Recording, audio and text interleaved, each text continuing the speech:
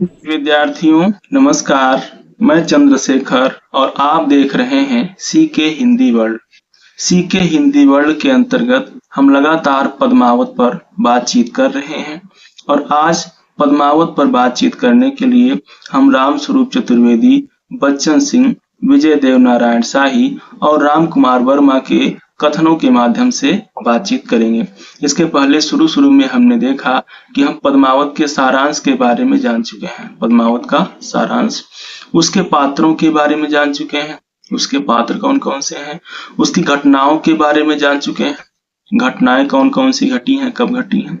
उसके बाद हम देखा कि प्रतीक योजना के बारे में हमने बातचीत की थी। प्रतीक योजना, पद्मावत की प्रतीक योजना कैसी है।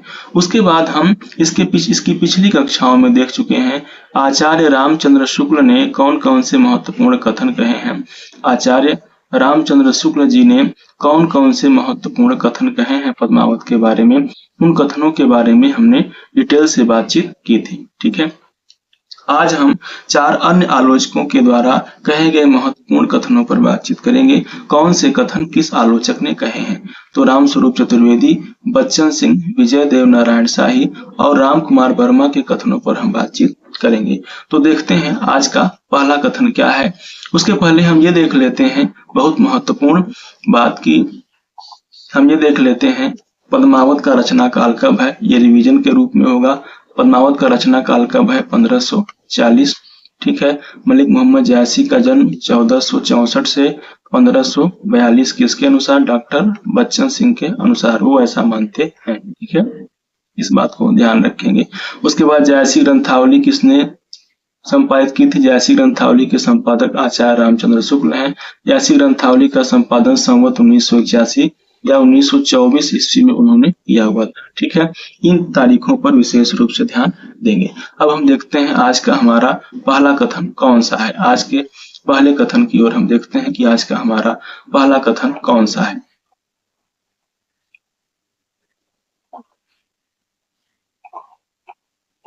तो हमारा पहला कथन है, एक अर्थ में जायसी हिंदी के पहले विधिवत कवि हैं। एक अर्थ में जायसी हिंदी के पहले विधिवत कवि हैं। कबीर में प्रयास के चिन्ह हैं, जायसी में प्रयास कहीं दिखलाई नहीं देता। यह कथन किसका है? तो यह कथन है विजय देव नारायण शाही। ये कथन किसका है? विजय देव नारायण शाही। यहाँ पर जो प्रश्न बन सकता है, एक प्रश्न यह बन सकता है कि जायसी को हिंदी का पहला विधिवत कवि किसने कहा? जायसी को हिंदी का पहला विधिवत कवि किसने कहा? तो विजय देव नारायण शाही जी ने कहा। यह प्रश्न एक नया यहाँ से बनेगा कि जायसी हिंदी के पहले विधिवत कवि हैं। यह कथन किसका है? तो यह कथन विजय देव नारायण शाही का है। तुलनात्मक रूप से हम देखेंगे कि कबीर में प्रयास के चिन्ह हैं और जायसी में प्रयास के चिन्ह कहीं दिखलाई नहीं देते हैं। यह भी विजय देव नारायण शाही ने तुलनात्मक रूप से कहा हुआ है। ठीक है, एक प्रश्न और यहाँ हम देख लेते हैं कि जायसी का विजय देव नारायण शाही किस सप्तक के कवि हैं? विजय देव नारायण शाही किस सप्तक के कवि हैं? विजय देव नारायण शाही किस सप्तक में शामिल हैं? इसको कमेंट करिए। आप खुद बताइए विजय देव नारायण शाही किस सप्तक में शामिल है। दूसरा कथन हम देख लेते हैं, जायसी केवल कवि नहीं है, वे आत्मसजग कवि हैं। जायसी केवल कवि नहीं है, वे आत्मसजग कवि हैं। अपने कवि होने का, गुणी होने का उन्हें पूरा भरोसा बल्कि गर्व है। यह कथन भी किसका है? विजय देव नारायण शाही का। पहले तो शाही जी कहते हैं कि जायसी हिंदी के पहले विधिवत कवि हैं। दूसरे फिर वो कह रहे हैं कि जायसी केवल कवि नहीं है बल्कि वे आत्मसजग कवि हैं, मतलब उनके कवि कर्म पर जोर दे रहे हैं। जायसी के कवि कर्म पर विजय देव नारायण शाही जी जोर दे रहे हैं। ठीक है, पूरे सूफी रचनाकारों और पूरे भक्ति काल के भक्त रचनाकारों की उस परिधि से निकाल करके कवि कर्म पर उनके जोर दे रहे हैं और मुख्य रूप से वो कवि हैं ऐसा वो स्थापित करने की कोशिश कर रहे हैं। और यह प्रश्न बार बार पूछा गया है। ठीक है, यह प्रश्न पर विशेष ध्यान रखेंगे कि जायसी को मलिक मोहम्मद जायसी को विजय देव नारायण शाही कवि के रूप में स्थापित करना चाहते हैं, सूफी नहीं बल्कि कवि के रूप में। तो यह कथन बार बार पूछा गया है, इस पर भी विशेष रूप से ध्यान रखिए। ठीक है, अगला कथन हम देख लेते हैं कौन सा है। अगला कथन कौन सा है और किस आलोचक का है? जायसी आत्मवादियों के बीच भौतिकवादी हैं। जायसी आत्मवादियों के बीच भौतिकवादी हैं और भौतिकवादियों के बीच आत्मवादी हैं। यह कथन भी किसका है? विजय देवनारायण शाही का। यह कथन इंपॉर्टेंट है, इसको विशेष रूप से याद रखेंगे। वैसे तो सारे कथन इंपॉर्टेंट हैं, पर जायसी आत्मवादियों के बीच भौतिकवादी और भौतिकवादियों के बीच आत्मवादी हैं, ये जो परस्पर अंतर्विरोध की जो बात आ रही है, इसलिए यह कथन इंपॉर्टेंट हो जाता है। अगला देखते हैं कि पद्मावत हिंदी में अपने ढंग की अकेली ट्रेजिक कृति है। यह कथन किसका है? पद्मावत हिंदी में अपने ढंग की अकेली ट्रेजिक कृति है। यह कथन भी है विजय देवनारायण शाही का। इंपॉर्टेंट है, यह पूछा जाता है। पद्मावत हिंदी में अपने ढंग की अकेली ट्रेजिक कृति है। यह कथन किसका है? विजय देवनारायण शाही का। ठीक है, विजय देवनारायण शाही की मलिक मोहम्मद जायसी पे किताब है, जायसी नाम से। जायसी नाम से एक किताब है विजय देवनारायण शाही की। जायसी नाम से एक किताब है विजय देवनारायण शाही की। उसी किताब में उन्होंने जायसी के बारे में अपनी जो स्थापनाएं हैं वो दी हैं। जायसी किताब का प्रकाशन कब हुआ था? कमेंट बॉक्स में बताइए। अगले सवाल देखते हैं। अगला प्रश्न क्या है? अगला कथन किसका है? हिंदी का सूफी काव्य पारसी सूफी काव्य तथा इस्लाम से प्रेरणा लेकर भी भारतीय था। हिंदी का सूफी काव्य पारसी सूफी काव्य तथा इस्लाम से प्रेरणा लेकर के भी भारतीय था। यह कथन इंपॉर्टेंट है और यह कथन किसका है? बच्चन सिंह का है। इस कथन को अगर आपको पढ़ना हो तो कहाँ मिलेगा? हिंदी साहित्य का दूसरा इतिहास में। हिंदी साहित्य का दूसरा इतिहास में यह कथन मिलेगा। हिंदी साहित्य का दूसरा इतिहास। ठीक है, हिंदी साहित्य का दूसरा इतिहास में डॉक्टर बच्चन सिंह ने कहा है कि हिंदी का सूफी काव्य पारसी सूफी काव्य तथा इस्लाम से प्रेरणा लेकर के भी भारतीय था। ठीक है, अगला कथन देखते हैं। जायसी के संदर्भ में यह बात फिर उभर कर आती है कि कविता मात्र सांप्रदायिक नहीं होती। मुसलमान होकर हिंदू शौर्य की गाथा दिल्ली के सुल्तान के विरुद्ध एक नाजुक प्रसंग है, पर जायसी पद्मावत के चित्रण में एकदम खरे उतरते हैं। ठीक है, यह कथन किसका है? तो यह कथन है राम स्वरूप चतुर्वेदी जी का। राम स्वरूप चतुर्वेदी जी ने यह बात कही है कि जायसी उस समय जब लिख रहे थे तो दिल्ली का सुल्तान मुसलमान था, परंतु उन्होंने हिंदुओं के शौर्य की गाथा लिखी और सुल्तान को क्या बनाया? एक विलन के रूप में बनाया और अंतिम में जाकर के उसकी पराजय ही होती है। एक तरह से उसको कुछ हाथ नहीं आता। जो कुछ अपने सुल्तान होने के दम पर सब कुछ प्राप्त कर लेना चाहता था, उसे कुछ भी प्राप्त नहीं हुआ। इस तरह उन्होंने दिल्ली के सुल्तान के विरुद्ध लिखा और इस रूप से जायसी पद्मावत के चित्रण में एकदम खरे उतरते हैं। यह कथन है राम स्वरूप चतुर्वेदी जी का। इस कथन को भी अगर आपको पढ़ना हो तो किस किताब में मिलेगा? किताब का नाम है हिंदी साहित्य और संवेदना का विकास। हिंदी साहित्य और संवेदना का विकास। हिंदी साहित्य और संवेदना का विकास।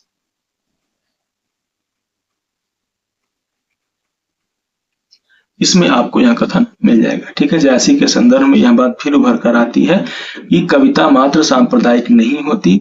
मुसलमान होकर हिंदू शौर्य की गाथा दिल्ली के सुल्तान के विरुद्ध एक नाजुक प्रसंग है, पर जायसी पद्मावत के चित्रण में एकदम खरे उतरते हैं। कथन किसका है? राम स्वरूप चतुर्वेदी का। अपने हिंदी साहित्य और संवेदना का विकास नाम की किताब में इस कथन को लिखते हैं। आगे हम देख लेते हैं अगला कथन किसका है, कौन सा कथन है और किसका है।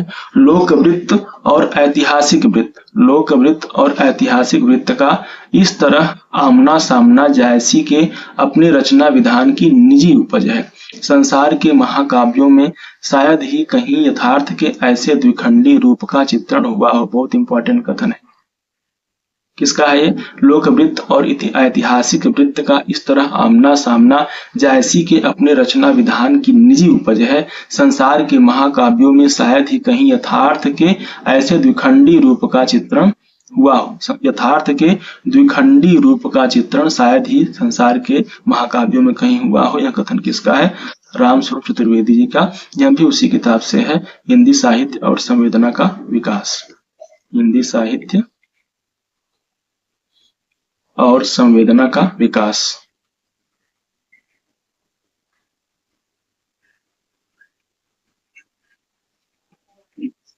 अगला कथन देख लेते हैं।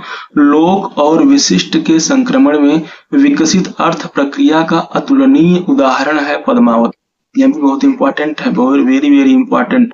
लोक और विशिष्ट के संक्रमण में विकसित अर्थ प्रक्रिया का अतुलनीय उदाहरण है पद्मावत। यह कथन भी किसका है? राम स्वरूप चतुर्वेदी जी का है, और उसी किताब में आपको मिलेगा हिंदी साहित्य और संवेदना का विकास। लोक और विशिष्ट के संक्रमण में विकसित अर्थ प्रक्रिया का अतुलनीय उदाहरण है पद्मावत। इसको याद रखेंगे विशेष रूप से, दिसंबर 2025 के लिए यूजीसी नेट में पूछा जा सकता है। ठीक है,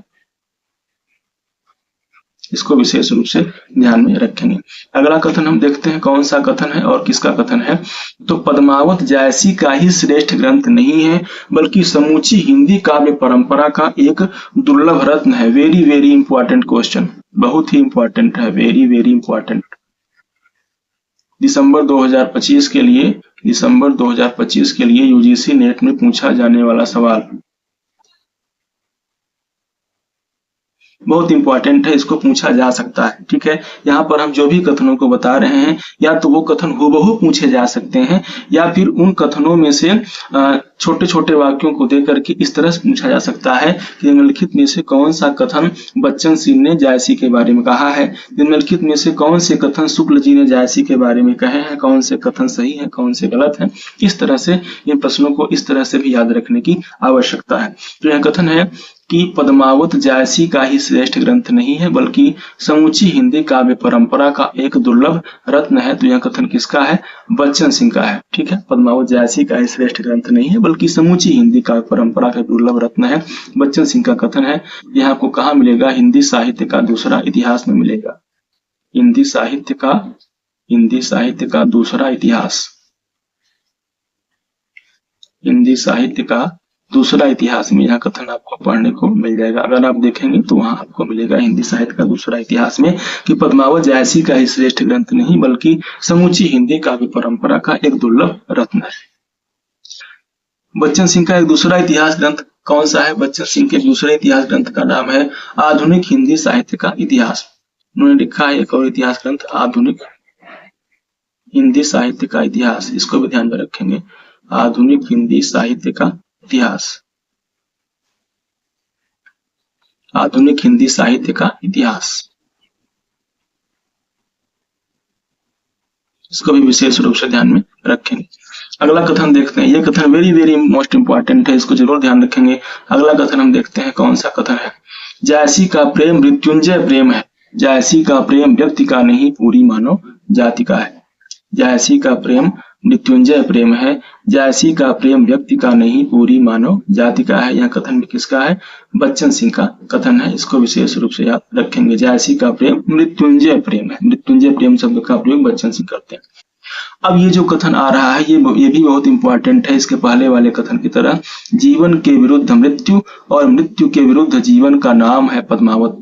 जीवन के विरुद्ध मृत्यु और मृत्यु के विरुद्ध जीवन का नाम है पद्मावत। इंपॉर्टेंट कथन है, किसका है? बच्चन सिंह का है। हिंदी साहित्य का दूसरा इतिहास में ही संकलित है, हिंदी साहित्य का दूसरा इतिहास में ही आप देखेंगे तो यह कथन आता है।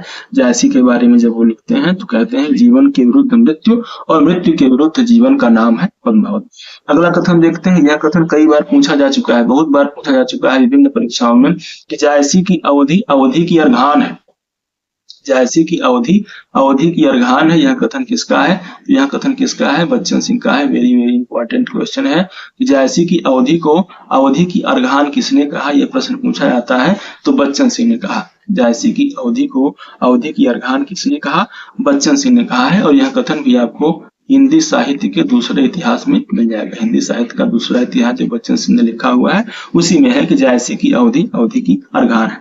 यहाँ पर मैं आपके लिए एक प्रश्न छोड़ रहा हूँ, अर्घान का क्या अर्थ है?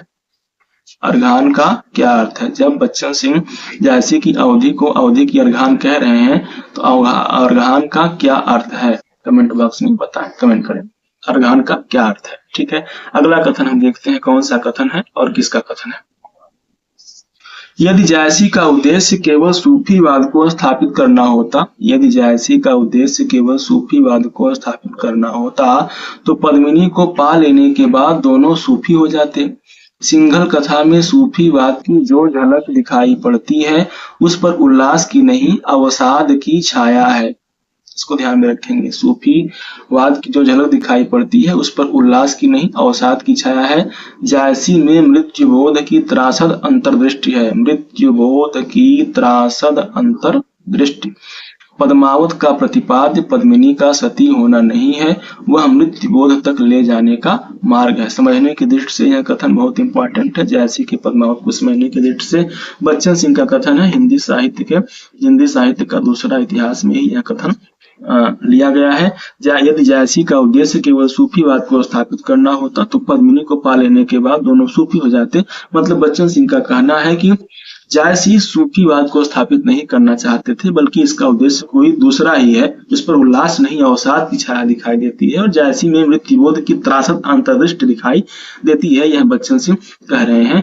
पद्मावत का प्रतिपाद्य पद्मिनी का सती होना नहीं है। जो सती होना उसका दिखाया जाता है लास्ट में, नागमती और पद्मावती दोनों स्त्रियां सती हो जाती हैं जो रतन सेन की पत्नी के रूप में रहती हैं, परंतु पद्मावत का प्रतिपाद्य पद्मिनी का सती होना भी नहीं है, वह मृत्युबोध तक ले जाने का मार्ग है। और उसी के लिए बच्चन सिंह कह रहे हैं कि जायसी में मृत्युबोध की त्रासद अंतर्दृष्टि है। ठीक है, तो इस कथन को इस रूप में समझेंगे। अगला देखते हैं। अगला कथन किसका है? जायसी कबीर से बहुत प्रभावित हुए, हठ योग की सारी प्रवृत्ति तो उन्होंने कबीर से ही ली थी। जायसी कबीर से बहुत प्रभावित हुए। जायसी कबीर से बहुत प्रभावित हुए, हठ योग की सारी प्रवृत्ति तो उन्होंने कबीर से ही ली थी। यह कथन किसका है? राम कुमार वर्मा का। जायसी कबीर से बहुत प्रभावित हुए थे, ठीक है, और हठ योग की सारी प्रवृत्ति उन्होंने कबीर से ही ली थी। यह कथन किसका है? राम कुमार वर्मा का। इस कथन को पढ़ना हो तो कहाँ मिलेगा? हिंदी साहित्य का आलोचनात्मक इतिहास। हिंदी साहित्य का आलोचनात्मक इतिहास। हिंदी साहित्य का आलोचनात्मक इतिहास। आलोचनात्मक इतिहास में राम कुमार वर्मा का यह कथन है। अगला कथन देखते हैं कि प्रेम काव्य में सबसे विचित्र बात यह है, यह भी प्रेम काव्य को समझने की दृष्टि से बहुत ही महत्वपूर्ण है। प्रेम काव्य शब्द, प्रेम काव्य और संत काव्य शब्द, ये दो इंपॉर्टेंट शब्द हैं। प्रेम काव्य और संत काव्य, यह जो विभाजन है, इस प्रकार का विभाजन राम कुमार वर्मा जी ने ही अपने हिंदी साहित्य के आलोचनात्मक इतिहास में किया हुआ है। तो जहां भी प्रेम काव्य शब्द का प्रयोग होगा समझिएगा कि राम कुमार वर्मा से इस कथन का संबंध जरूर हो सकता है। तो यह भी एक तरीका है याद करने का। प्रेम काव्य में सबसे विचित्र बात यह है कि कथानक संपूर्ण रूप से भारतीय है। शुक्ल जी ने इसके बारे में अपनी हिंदी साहित्य के इतिहास में जायसी ग्रंथावली की भूमिका में दोनों में इस बात का उल्लेख दूसरे शब्दों में किया हुआ है। ऐसी ही बात का उल्लेख किया हुआ है कि प्रेम काव्य में, यहाँ पर वर्मा जी लिख रहे हैं, राम कुमार वर्मा जी लिख रहे हैं कि प्रेम काव्य में सबसे विचित्र बात यह है कि कथानक संपूर्ण रूप से भारतीय है। उसमें पात्रों के आदर्श भी एकांत रूप से हिंदू धर्म में पोषित हैं। आश्चर्य की बात तो यह है कि हिंदू वातावरण रहते हुए भी निष्कर्ष मुसलमानी सिद्धांत से परिपूर्ण है। ठीक है, इस तरह की कुछ बात रामचंद्र शुक्ल जी ने भी जायसी ग्रंथावली की भूमिका में लिखा हुआ है। लेकिन यह जो बात लिखी हुई है, ये वाला जो वाक्य है, ये इनका अपना मौलिक वाक्य है एकदम से, कि प्रेम काव्य के कवियों ने हिंदू शरीर में मुसलमानी प्राण डाल दिए हैं। इसको समझने की दृष्टि से समझिएगा, इंपॉर्टेंट है कि प्रेम काव्य के कवियों ने हिंदू शरीर में मुसलमानी प्राण डाल दिए हैं। यह कथन किसका है? राम कुमार वर्मा। ठीक है, यह कथन भी कहां से लिया गया है? यही हिंदी साहित्य के आलोचनात्मक इतिहास से ही यह कथन भी लिया गया है। हिंदी साहित्य का आलोचनात्मक इतिहास। ठीक है, आगे देखते हैं अगला कथन कौन सा है और किसका है। हिंदी साहित्य में जायसी ही ऐसे पुराने लेखक हैं जिनकी कृति का वास्तविक रूप हमारे सामने है। हिंदी साहित्य में जायसी ही ऐसे पुराने लेखक हैं जिनकी कृति का वास्तविक रूप हमारे सामने है। इनका संस्कृत न जानना भाषा के वास्तविक स्वरूप को सुरक्षित रखने में सहायक हुआ। मुसलमान होने के कारण इन्होंने अपनी लिपि फारसी, लिपि कौन सी रही? फारसी, और बोलचाल की भाषा में ही लिखी। फारसी लिपि में लिखी जाने के कारण यह ग्रंथ पंडितों के हाथ से बचा रह गया, नहीं तो उसकी शुद्ध न जाने कितनी बार की गई, नहीं तो उसकी शुद्ध न जाने कब की हो गई होती। यह कथन किसका है? राम कुमार वर्मा का। यह कथन भी कहाँ है? हिंदी साहित्य का आलोचनात्मक इतिहास में है, उसी किताब में, हिंदी साहित्य का आलोचनात्मक इतिहास। ठीक है, उसी किताब में यह कथन भी है। राम कुमार वर्मा जी यह बताने की कोशिश कर रहे हैं कि जो मलिक मोहम्मद जायसी जिन्होंने अवधी भाषा में अपना पद्मावत लिखा और उसको फारसी लिपि में लिखा और वो संस्कृत न जानते थे, तो उस अवधि में, विशुद्ध अवधि में उन्होंने लिखा, उसमें संस्कृत के शब्दों का भी समावेश उन्होंने नहीं किया। और यही उनके लिए प्लस पॉइंट रहा कि एक तो फारसी लिपि रही और दूसरी विशुद्ध अवधि रही, जिससे यह ग्रंथ या उनकी रचनाएं पंडितों की पहुंच से बाहर रही, और पंडितों की पहुंच से बाहर रही तो उसकी किसी भी प्रकार की शुद्ध न होने पाई, अर्थात उसमें कुछ भी जोड़ा घटाया नहीं गया। ठीक है, इस प्रकार राम कुमार वर्मा जी ने यह कथन किया है मलिक मोहम्मद जायसी के लिए। ठीक है, या उनकी रचनाओं के लिए। तो अब हम देखते हैं कि हमने इन आलोचकों के माध्यम से जायसी के पद्मावत को समझने की कोशिश की है। ठीक है, तो हमने इतनी चीजों को देख लिया। आलोचक रामचंद्र शुक्ल के हवाले से पद्मावत को देखा, रामस्वरूप चतुर्वेदी की दृष्टि से देखा, बच्चन सिंह के विजय देव नारायण शाही और राम कुमार वर्मा की दृष्टि से पद्मावत को देखा। कुछ जो बहुत महत्वपूर्ण कथन थे उसको हमने डिटेल से देखा कि उन्होंने क्या क्या अपनी बातें कही हैं। ठीक है, अब हम इसके बाद जो भी रचनाएं यूजीसी नेट के सिलेबस में शामिल हैं, सीके हिंदी वर्ल्ड के अंतर्गत, उन रचनाओं के बारे में अध्ययन करेंगे। लगातार इस सीके हिंदी वर्ल्ड के अंतर्गत यह कोशिश जारी है कि यूजीसी नेट में शामिल सभी रचनाओं के बारे में डिटेल से बताया जाए, जो प्रश्न पूछे जा चुके हैं और जिन प्रश्नों के पूछे जाने की संभावना है, और जो तथ्यात्मक प्रश्न है जो पूरी तरह से तथ्यों के रूप में रहते हैं, उनको भी जानना बहुत जरूरी है, तो उनके बारे में डिटेल से बताया जाता है। फिर हम अगली कक्षा में किसी अगले विषय के साथ मिलेंगे, किसी अगली रचना के साथ मिलेंगे। अगर आप चैनल पे नए हैं तो चैनल को सब्सक्राइब करें, शेयर करें। फिर मिलेंगे, नमस्कार।